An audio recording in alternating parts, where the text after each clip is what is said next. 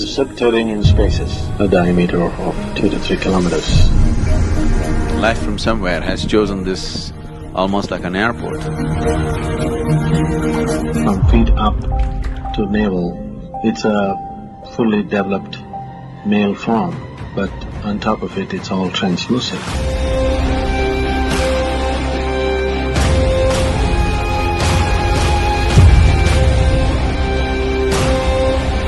His problem was he could enter the solar system only at certain times.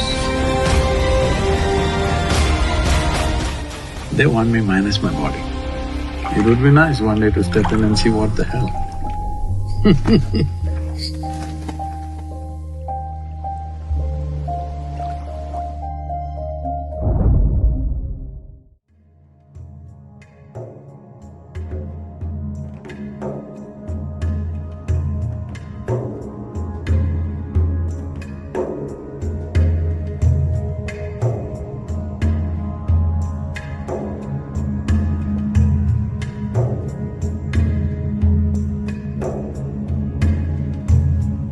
From here on, whatever I speak is just conjecture and legend.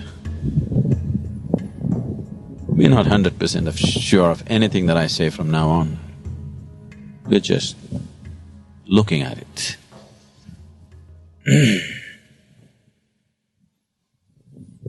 One thing is clear, here, this we are 100% sure is there's a tremendous amount of activity in the lake. And this activity is… the nature of the activity is such that it has nothing to do with anything that we know as life on this planet. It's something totally different. It's life, but not the way we know it.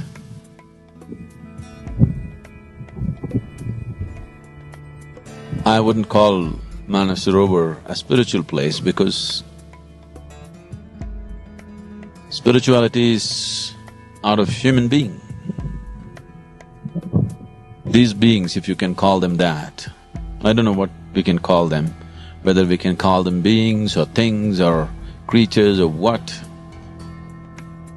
We have no words for things or happenings which don't belong to our realm of experience. They don't belong to anything that we know as life. So for now, due to lack of words, we'll call them beings. Their nature is nothing to do with who we are and what we are, on this level at least. So this is not really a spiritual place, but somehow life from somewhere has chosen this almost like an airport. They're just landing, taking off, landing, taking off at a tremendous pace. This is just crazy. This doesn't stand to any reason.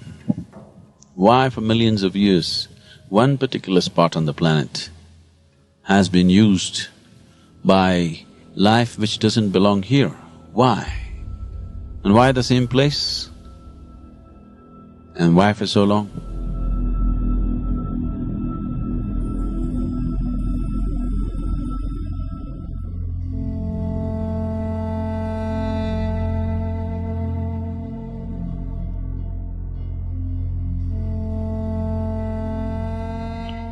Why Kailash has always been considered as the abode of many great beings is because many great beings chose to deposit their work, preserve their work in Kailash. Starting from Shiva himself, and the first of the Tirthankars, and two of greatest Buddhist teachers. All these people chose Kailash Parvat as a place to preserve their work. When I say preserving work, for most mystics on this planet, till now, in all these thousands of years, if they get to share 1 or 2% of their work with people around them, they're very fortunate. Most of them don't even get to do that. So they always chose to deposit in some space which is not too frequented by human beings. At the same time, it's accessible for those who wish to go. So Kailash is such a place. It is not totally inaccessible, but it's hard enough to discourage a lot of people. There are many places like that. But in terms of the volume and the variety that's been deposited in Kailash, it is the place. So this is why it is known as the abode of Shiva, not because if you dig in the rock somewhere you will find him, because everything that he knew has been deposited there in a certain energy form. So, all that is valuable for us in his life, from his life, is here. So in that sense, he's alive here. He's still living here because in an energy form he's alive. Many beings are alive there. But you should not go about imagining, because the first thing that happens to people who go to Kailash and Manasarovar and come is they looked up in the sky, you see that? Shiva and Parvati. Don't miss the bull.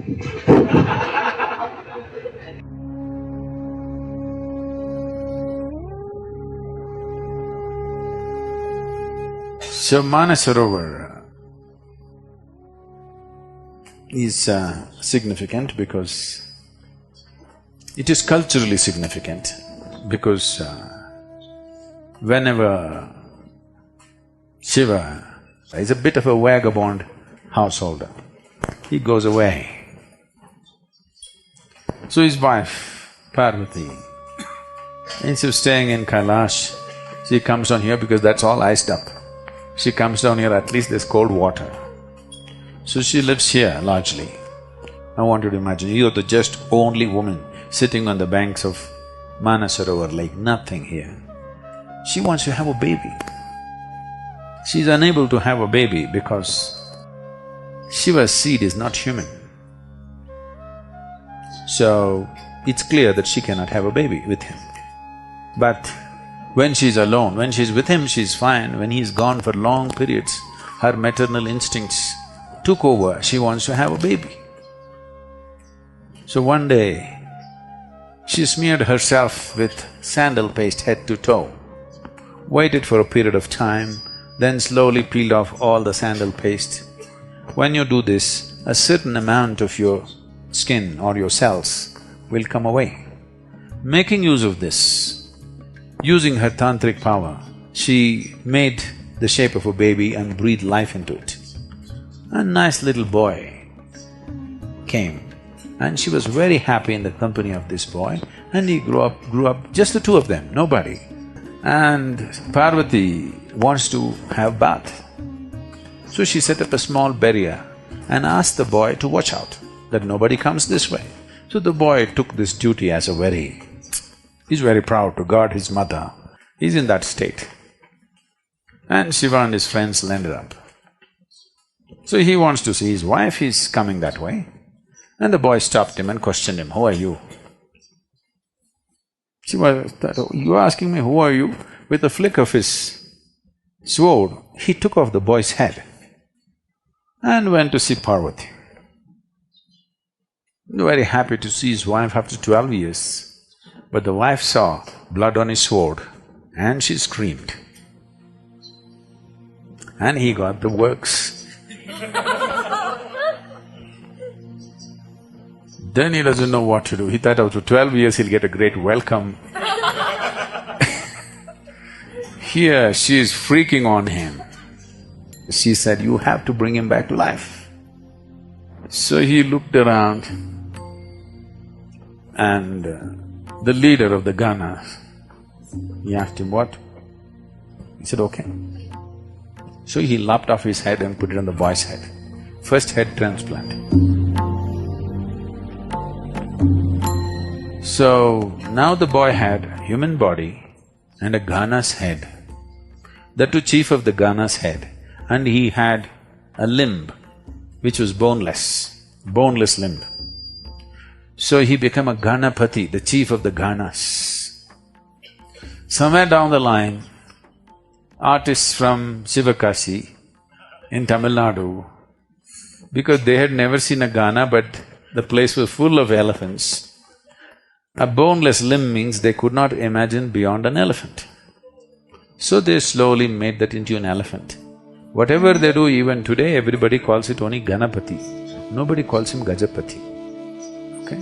He's Ganapati. He is the king or the leader or the chief of Ganas.